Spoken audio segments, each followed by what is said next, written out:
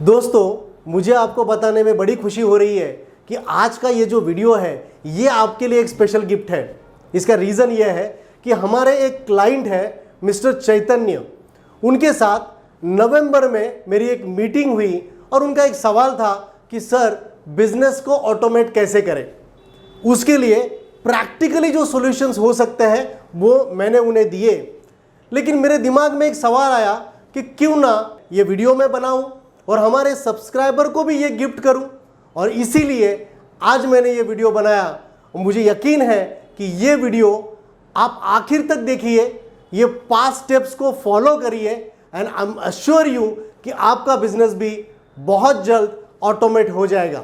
आप लोगों से एक सवाल, अगर 1 महीना आप आपके बिजनेस से छुट्टी लेके कहीं बाहर चले जाते हो तो क्या आपका प्रॉफिट जैसा था वैसा ही रहेगा या डाउन हो जाएगा? और अगर आपका जवाब आपका धंधा डाउन हो जाएगा ये है, तो ये वीडियो आपके लिए है। इसका मतलब आपने आपके बिजनेस को ऑटोमेट किया ही नहीं है। बड़ी बड़ी कंपनीज जहां पर बॉस प्रेजेंट नहीं होते हैं फिर भी उसी स्पीड से काम होता रहता है।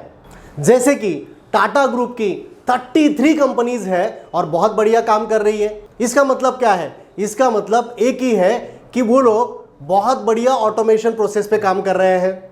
आपके प्रेजेंस के बिना भी आपकी कंपनी चलती रहनी चाहिए। इसके कुछ राज आज के इस वीडियो में मैं आपको बताऊंगा। बस आपको करना यह है कि आखिर तक हर एक पॉइंट को आपको सुनना है। तो चलिए जानते हैं कि इसके कौन कौन से रास्ते हैं जो आपके बिजनेस को ऑटोमेशन के और नज़दीक लेके जा सकते हैं। आगे बढ़ने से पहले मैं आपको बता दूं कि अभी भी अगर आपने चैनल को सब्सक्राइब नहीं किया है तो इमीडिएटली कर दीजिए, ताकि ये वैल्यू क्रिएशन का सिलसिला ऐसे ही आपके लाइफ में बने रहे। This is Bharat Vishay, entrepreneur, business coach, and my life purpose is to create value in entrepreneurs life. तो चलिए जानते हैं 5 पॉइंट के माध्यम से कि किस तरह से आप आपके बिजनेस को ऑटोमेट कर सकते हैं। Number 1, delegation with empowerment. पहले तो ये जान लेते हैं कि आपके बिजनेस में आपका रोल्स एंड रिस्पॉन्सिबिलिटीज क्या है और आपके कौन से ऐसे काम हैं जो किसी और से कराए जा सकते हैं और कौन से ऐसे काम हैं जो आपके अलावा और कोई नहीं कर सकता है। उसकी एक लिस्ट बनवा दीजिए। इसमें एक रोल सिर्फ आप ही के पास रखना पड़ेगा और वो है डिसीजन मेकिंग पावर। डेलीगेशन कभी एम्पावरमेंट के बिना हो ही नहीं सकता है। उसका रीज़न ये है कि कोई भी एम्प्लॉय को उसका जो रोल है, रिस्पॉन्सिबिलिटीज़ है, वो अच्छी तरह से जानने के लिए उसका एक प्रोसेस होता है। और उसका प्रोसेस ये है कि आई डू यू सी, माने मैं काम करूँगा तुम देखो। दूसरा होता है यू डू आई सी, अब तुम काम करो और मैं तुम्हें देखूंगा। और तीसरा यह है you do I just analyse you, आप काम करो लेकिन मैं तुम्हें गाइड करूंगा। तो इस माध्यम से कोई भी एम्प्लॉय को हम लोग बहुत बढ़िया तरीके से एम्पावर कर सकते हैं और एम्पावर होने के बाद उसको डेलीगेशन कर सकते हैं कोई भी काम। Point number 2, avoid junk task.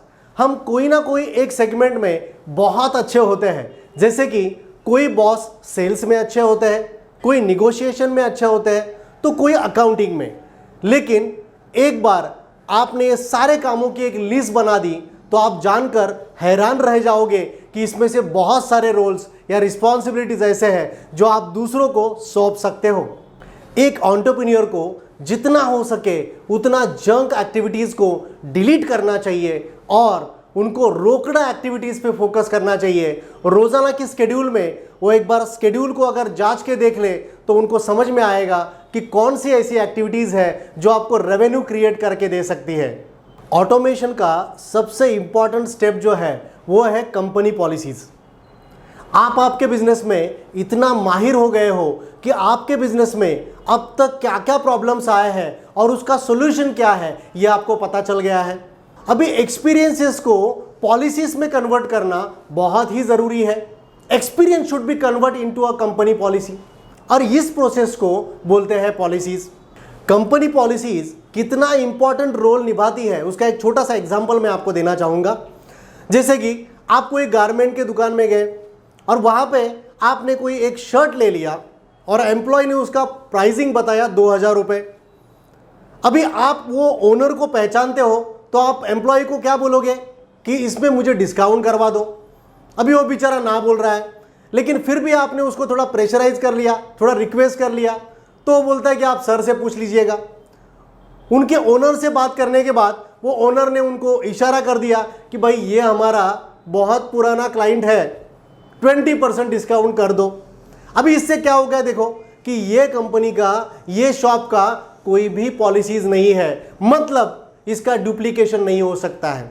यहां पर आपने एक चीज को नोटिस किया कि एम्प्लॉय कुछ अलग बोल रहा है और मालिक कुछ अलग बोल रहा है। इसका मतलब सिंपल है कि इनके कंपनीज की पॉलिसी सेट नहीं है, और जब तक ये पॉलिसी सेट नहीं है तब तक आप आपके बिजनेस को स्केल अप नहीं कर सकते हो और आप आपके बिजनेस को ऑटोमेट भी नहीं कर सकते हो। Point number 4, company rules and regulations. देखिए, जब तक आपका बिजनेस में कम एम्प्लॉयज काम करते हैं तब तक आप उनको शायद कंट्रोल कर सकते हो, लेकिन जैसे जैसे आप ग्रो होते हो, जैसे जैसे आपके कंपनी बढ़ती है, वैसे वैसे आपके पास रूल्स और रेगुलेशंस होना ज़रूरी है। जैसे कि बहुत सारे एंटरप्रेन्योर्स केबिन में बैठ के सीसीटीवी देखते रहते हैं कि कौन बंदा कितने बजे आया। अब ये क्यों हो रहा है? उसका सिंपल रीज़न ये है कि उन्होंने ये रूल्स रेगुलेशन अच्छी तरह से सेट नहीं किए हैं। ऑटोमेशन के प्रोसेस में पॉलिसीज का जितना महत्व है उतना ही महत्व कंपनी रूल्स और रेगुलेशंस का है। कोई एम्प्लॉई लेट आता है, ऑफिस में मिसबिहेव करता है, या फिर बिना बताए छुट्टी लेता है, ऐसे कोई भी चीज़ों के लिए हमें रूल्स बनाना बहुत ज़रूरी है।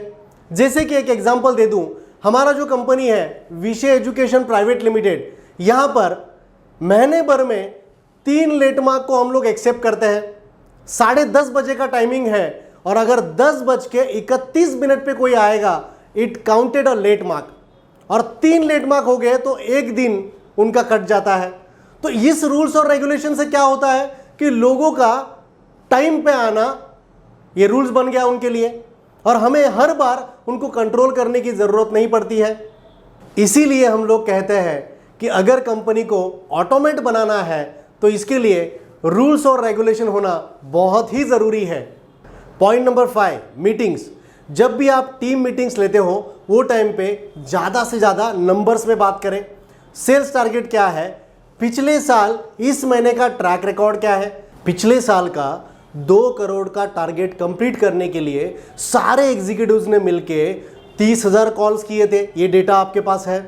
तो अगर इस साल हमें 2.5 करोड़ का टारगेट कंप्लीट करना है तो ये 30,000 कॉल्स करके नहीं चलेगा, उसको कितना एक्सटेंड करेंगे, उसको 40,000 तक लेके जा सकते हैं क्या, उसकी स्ट्रैटेजी क्या होगी, ये सारी चीज़ें अगर आपने मीटिंग में डिस्क्राइब कर ली तो डेफिनेटली ये मीटिंग बहुत वैल्यूएबल आपको रिजल्ट देगी।